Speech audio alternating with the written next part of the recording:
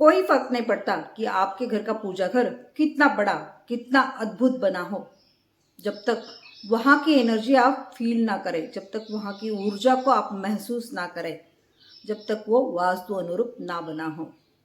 तो चलिए आज के वीडियो में वही सब देखते हैं कि हमारे घर का पूजा घर कौन सी दिशा में और क्यों रखना उचित होता है, उसे कौन सी दिशा में और कहाँ पे नहीं होना चाहिए, मंदिर में रखी हुई मूर्तियों की साइज कितनी बड़ी होनी चाहिए, या फिर कौन से भगवान की कितनी मूर्तियाँ होना उचित होता है। ये और ऐसे ही कई सारे सवालों के जवाब। तो हमारे घर में पूजा घर के लिए सर्वोत्तम दिशा है ईशान्य। तो ईशान्य ही क्यों? ईशान्य यानी ईश्वर की दिशा। तो ये दिशा स्वयं भगवान की है और सूर्य भगवान भी पूर्व दिशा से ही उदित होते हैं।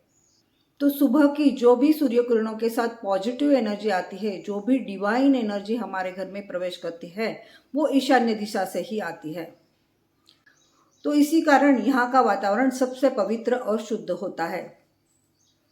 तो जब हम इस दिशा में बैठकर पूजा करते हैं, इस दिशा में बैठकर ध्यान लगाते हैं, तो हमारे मनोवांछित फल जल्दी ही मिलने शुरू हो जाते हैं। अगर किसी कारणवश आप ईशान्य दिशा में मंदिर नहीं रख सकते, तो आप इसे पूर्व दिशा में या फिर उत्तर दिशा में रख सकते हैं। और ये तीनों दिशा में रखना संभव नहीं है तो ही आप इसे पश्चिम दिशा में रखिए, किंतु कतई मंदिर को साउथ या साउथ वेस्ट में यानी दक्षिण या नैऋत्य में नहीं रखना चाहिए। इससे हमारे घर में पितृदोष निर्माण होता है। तो जब भी हम पूजा करते हैं तो हमारा मुख पूर्व की दिशा की ओर होना चाहिए। जगह ना होने के कारण मंदिर को कभी भी स्टेयरकेस के नीचे, बालकनीज में या लॉबीज में नहीं रखना चाहिए। बाथरूम के एकदम सामने या फिर बाथरूम की दीवार को एकदम से लगकर भी इसे नहीं रखना चाहिए। हो सके तो इसे बेडरूम या किचन में भी अवॉइड करें। बिल्कुल भी जगह ना होने के कारण ये संभव नहीं हो पा रहा है तो आप उस रूम की ईशान्य दिशा में उसे रख सकते हैं। आजकल लाइफ बड़ी ही फास्ट हो गई है और घर भी छोटे छोटे हो गए हैं, तो सबको बैठकर पूजा करना संभव नहीं हो पाता। तो आप दीवार में एक प्लेटफॉर्म बनाकर उसके ऊपर भी मंदिर को रख सकते हैं, किंतु ध्यान ये रखना चाहिए कि हमारा भगवान से आई टू आई कांटेक्ट होना चाहिए, यानी मंदिर एकदम से नीचे या फिर एकदम से ऊपर नहीं होना चाहिए। जब भी हम पूजा करते हैं तो नीचे आसन जरूर बिछाना चाहिए। खड़े होकर आप पूजा कर रहे हैं तो भी आसन बिछाना अनिवार्य है, या फिर आप पटले के ऊपर खड़े रहकर पूजा कर सकते हैं। हमारे घर के मंदिर में मृतक की तस्वीर नहीं होनी चाहिए, या फिर किसी और घराने की मूर्तियों की पूजा हमारे मंदिर में नहीं करना चाहिए।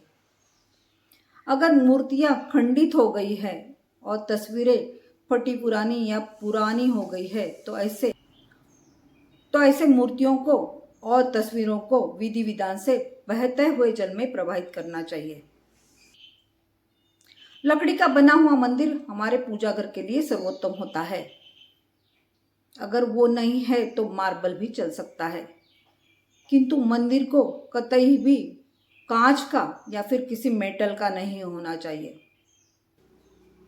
मंदिर में रखी हुई भगवान की मूर्तियों में 2 से ज़्यादा गणेश की या फिर 2 से अधिक दुर्गा माता की मूर्तियां नहीं होनी चाहिए। साथ ही 1 से ज़्यादा शिवलिंग, गोमती चक्र या फिर शंख नहीं होना चाहिए। अगर आप बजाने वाला शंख रखते हैं तो आप मंदिर के बाजू में उसे एक सफ़ेद वस्त्र में लपेट कर रख सकते हैं।